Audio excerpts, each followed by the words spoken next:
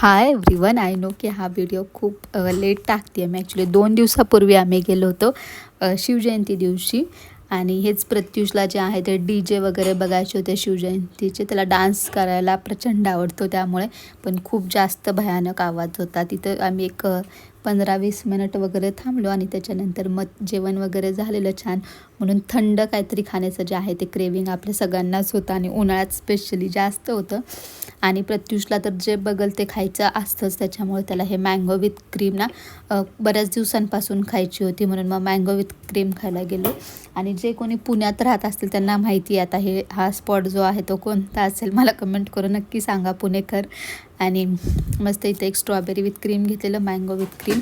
आणि एवढं ते पटपट पटपट जात होतं जेवण, असं अजिबात पटापट जात नाही मुलांना.